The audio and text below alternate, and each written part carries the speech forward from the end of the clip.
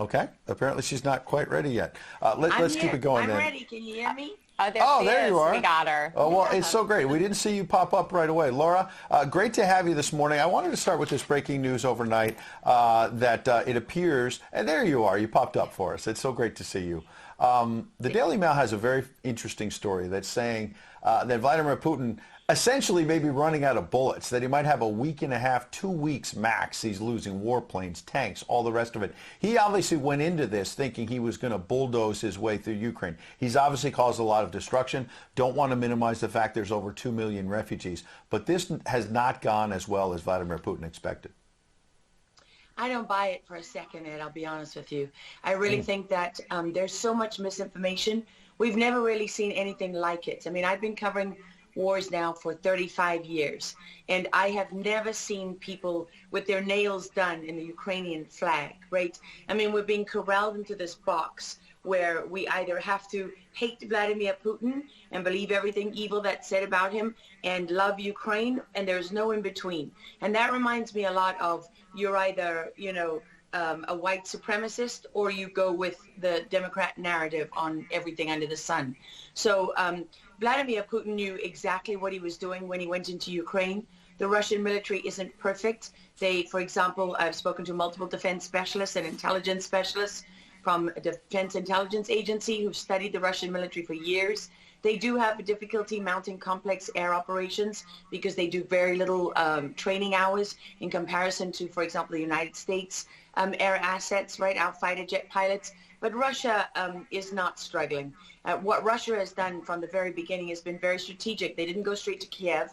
They went to all those bioweapons laboratories that are scattered all over the country. Some of them they built, so they know where they are. They've known where they are since the Soviet Union, because under the Defense Threat Reduction Program, we went in after the fall of the Soviet Union and supposedly turned those facilities from bioweapons labs into public health labs. Although, these days it's hard to believe anything that our leaders tell us, because they've lied about COVID, they lied about Russia collusion, they lied about the Ukraine impeachment trial, and there's so much more going on in Ukraine that nobody is talking about. You see such dishonesty when it comes to the history of Ukraine.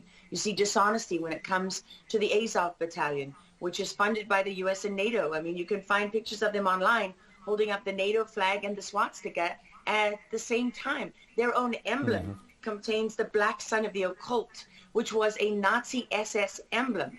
And it also contains the sideways, lightning insignia of the SS. I mean, this is on throughout the Ukrainian military. You can see that black sun of the occult on their body armor, even on the female soldiers who are paraded in front of the world as being, such an example of Ukraine's independence and spirit and nobility. Even they are wearing the black sun of the occult.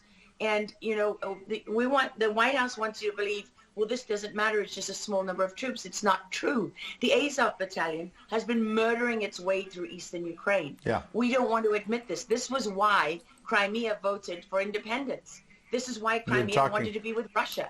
Because we in the media, in the Western media and in the West, won't acknowledge the reality of what's gone on. Western Ukraine backed the Nazis. It was a headquarters for the Nazi SS. The CIA under Alan Dulles actually gave immunity from prosecution to the Nazis of Ukraine from the Nuremberg trials.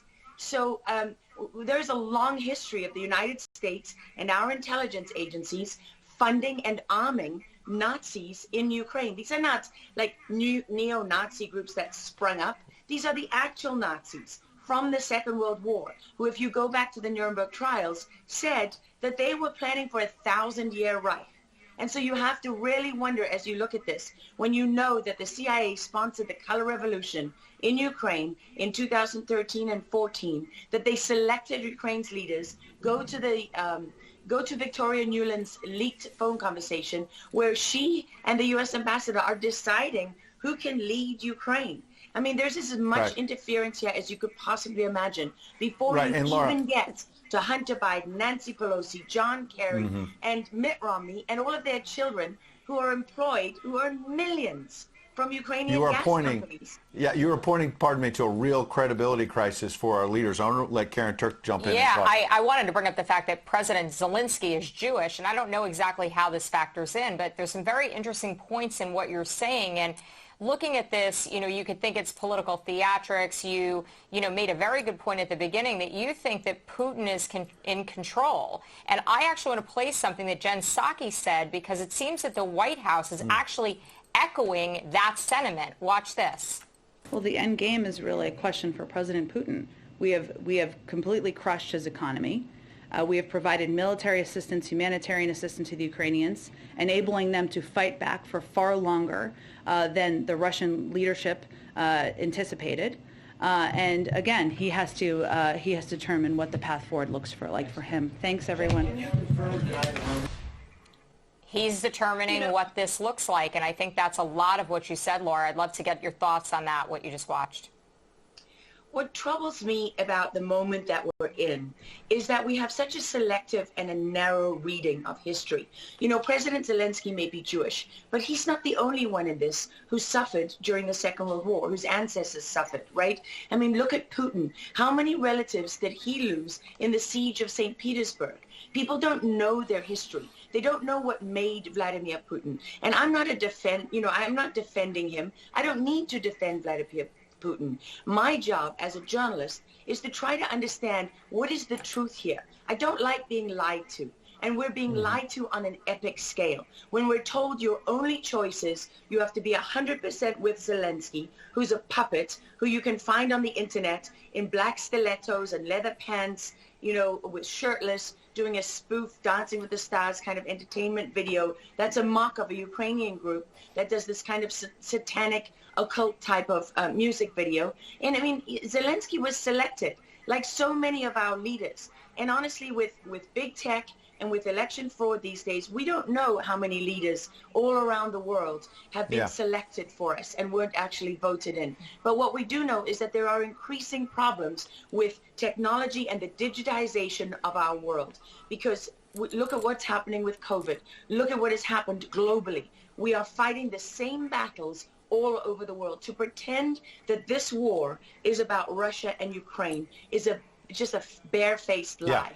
If Putin has been warning for 15 years that he is not going to stand by while the globalists take over the world, build bioweapons facilities and whatever else they're doing in Ukraine, Ukrainian oligarchs. Ukraine has been a center of money laundering for, many of the leaders in this country. For how long? Billions of US dollars have been laundered through Ukraine, and we say nothing about it. These are our tax dollars. I mean, before the impeachment trial, had you ever heard of anyone in the United States, us bringing in foreign governments to the White House for anti-corruption training? I mean, does nobody question these things? Why do we not question them? We have an idiot like Lieutenant Colonel Vindman who goes at the impeachment trial and sits there as a lieutenant colonel. He didn't even make colonel.